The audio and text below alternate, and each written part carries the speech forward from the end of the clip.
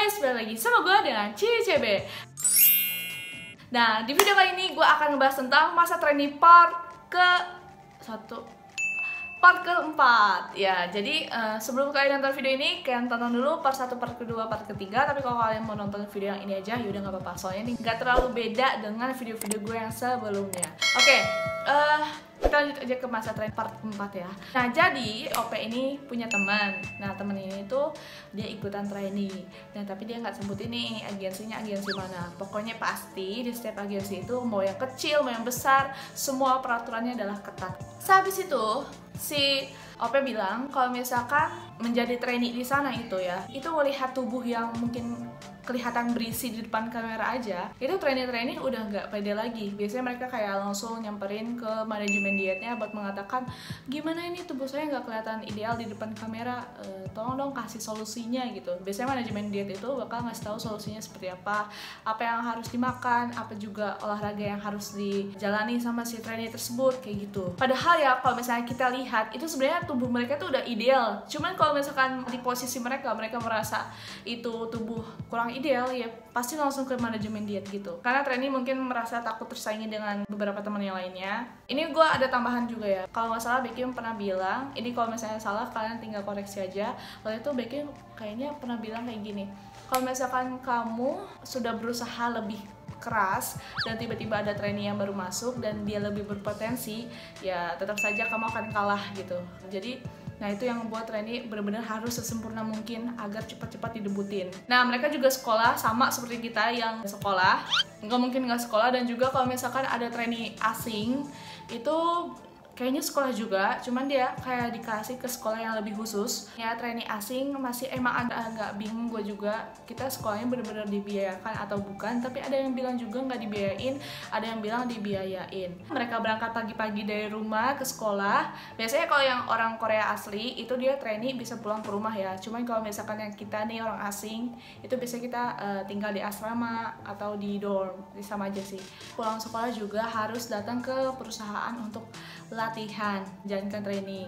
Nah, terus juga pas di sana itu ada beberapa jadwal dan kita juga dikasih pelajaran lagi ya, yang dimana kita harus bisa menguasai bahasa Inggris. Jadi nanti di jadwal tersebut itu kita bisa belajar bahasa Inggris. Nah, terus kita belajar nari, dan yang paling utama itu adalah nari dan vokal. Nah, pokoknya semua bidang itu dilatih di sana, entah vokal, modeling, acting, dancing. Nah itu pas di sana juga ada makan siang, ada makan malam, dan mereka tuh pulangnya jam 11 malam teman-teman. Jadi abis dari perusahaan jam 11 malam pulang langsung ke rumah. Mereka harus dipaksakan untuk tidur kalau nggak bisa tidur ya.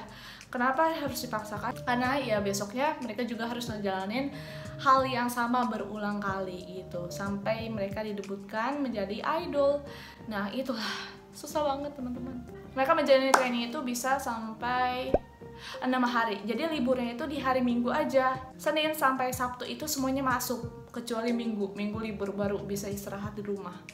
Jadi mental dan fisik itu harus benar-benar diimbangi gitu. Kalau misalkan kita kayak menjalani masa training, kan kita diajarin sama juri, dan biasanya tuh juri-juri itu suka ngesarkas. Nah itu tuh benar-benar harus siap mental biar nggak masuk ke dalam hati gitu, biar itu kita termotivasi. Emang sulit ya teman-teman. Jadi gue harap kalian kalau misalnya pengen ikutan, lebih baik difikirkan dulu. Dan kalau misalkan kalian mendapatkan trainee atau kontrak, biasanya sih setahu gue kalau di SM Entertainment ya, itu kontrak kita tiba-tiba keluar padahal sudah tanda tangan ya, itu kena denda.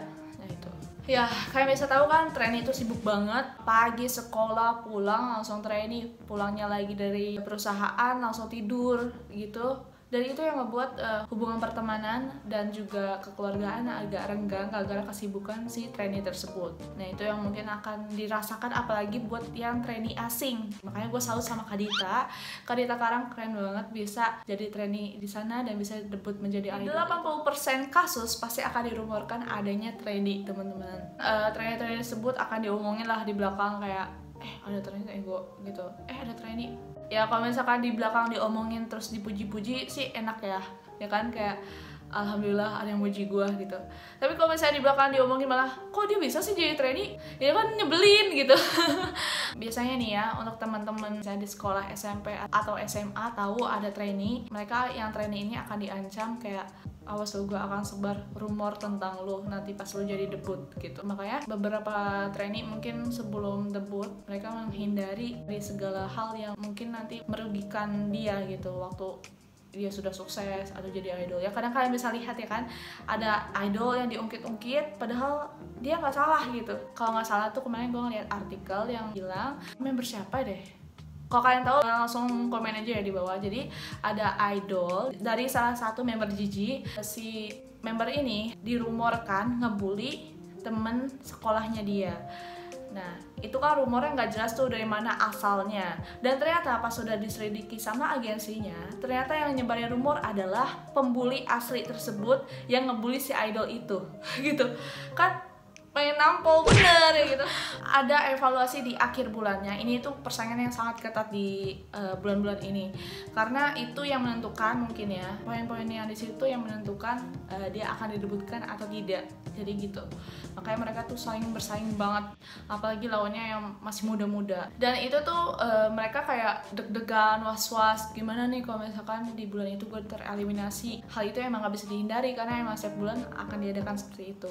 Dan biasanya ya beberapa trainee itu memiliki hubungan yang baik ya, karena mereka itu sadar kalau posisi mereka itu sama. Nah kata si OP, kehidupan trainee itu lebih sulit dibandingkan apa yang kalian pikirkan. Nah si OP itu nulis kayak gini karena banyak banget yang orang pengen banget jadi trainee padahal susah, sulit, gak segampang itu. Jadi lebih baik dipikirkan. Nah makanya kalau misalnya kalian lihat ada trainee yang terkenal terus tiba-tiba keluar, itu ada alasannya ya teman-teman. Ada yang ngomong kayak gini, kok nggak sabaran sih, kok tiba-tiba keluar, kenapa, sayang banget gitu. Padahal ya pasti ada alasannya. Bisa aja dia capek jadi trainee, dan juga digantungin mulu kan di agensi. Jadi ya lebih baik gue keluar daripada digantungin kayak gitu. Pokoknya kalau misalnya cerita-cerita tentang training ini itu seru. Terima kasih untuk kalian yang sudah menonton video ini. Sampai jumpa di next video. Bye bye.